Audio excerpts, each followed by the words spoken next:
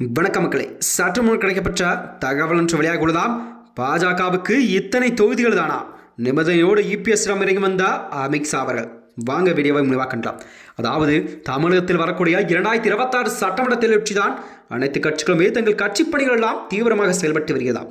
அந்த வகையில் தான் அனைத்து கட்சிகளுமே தொகுதி பங்கீடு கூட்டணி குறித்த அனைத்து வேலைகளையும் மும்பாரமாக செய்து கொண்டிருக்கிறது. அந்த வகையில் தான் அதிமுக என்பது பாஜகவுடனே கூட்டணி வைத்த நிலையில்தான் அதிமுகவின் உட்காட்சி விவகாரம் நாளுக்கு நாள் தீவிரமடைந்துள்ளதாம்.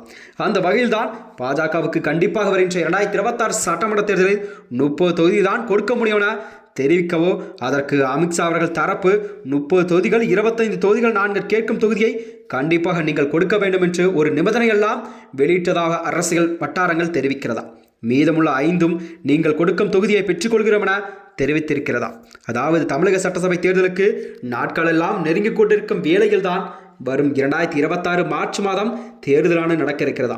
இந்த அறிவிப்பு தான் ஏப்ரல் மாதம் வாக்குப்பதிவு, மே மாதம் தேர்தல் முடிவுகள் என அறிவிக்கப்படும் என்று மக்களிடம் எதிர்பார்க்கப்படுகிறது.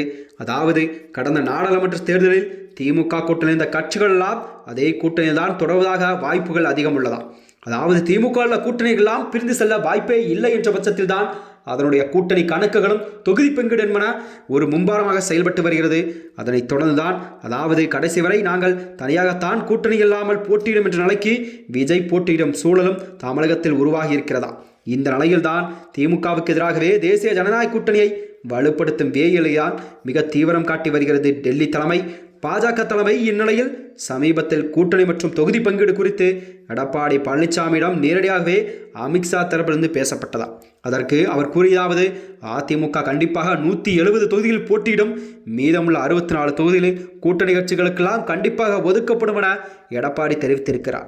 ஆனால் அதற்கு அமித்ஷா தரப்பிலிருந்து கண்டிப்பாக 150 தொகுதிகள் நீங்கள் அதிமுகவுடன் போட்டியிடும், மீதமுள்ள 84 தொகுதி கூட்டணி கட்சிகள் போட்டியிடப்படும் என்று தெரிவித்திருக்கிறார்.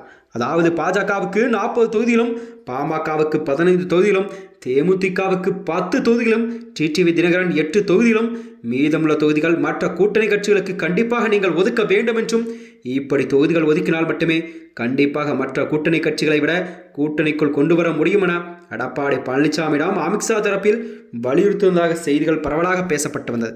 எடப்பாடி பழனிசாமியிடம் அமித்ஷா தரப்பு வலியுறுத்தின இந்த செய்திதான். இதற்கு எடப்பாடி பழனிசாமி கண்டிப்பாக பாஜகவுக்கு 40 தொகுதி கொடுக்க முன்வரவில்லை என்ற செய்திகள் தான் பார்க்கப்படுகிறதா. தொகுதிகளை குறைக்க வேண்டும் என்று தெரிவித்திருக்கிறார்.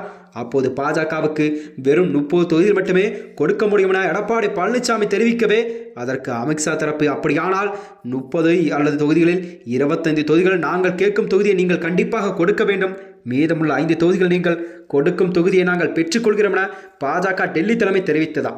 பாஜகவுக்கு 40 தொகுதிகள் ஒதுக்கினால் பாதிக்கு பாதி என்ற விதத்தில் தான் 20 தொகுதிகள் பாஜக கேட்கும் தொகுதியை நீங்கள் கண்டிப்பாக கொடுக்க வேண்டும் நிலைப்பாட்டில் தான் அரசியல் வியூகமெல்லாம் வகுக்கப்பட்டிருக்கிறது. இது எடப்பாடியின் அடுத்த கட்ட நகர்வு தொகுதி பங்கீடு என்ன என்பதை தான் பொறுத்திருந்து பார்க்க வேண்டும். மேலும் இது போன்ற வீடியோக்களை தெரிந்து கொள்ள நமது சேனலை மறக்காமல் சப்ஸ்கிரைப் செய்து கொள்ளும். நன்றி, வணக்கம்.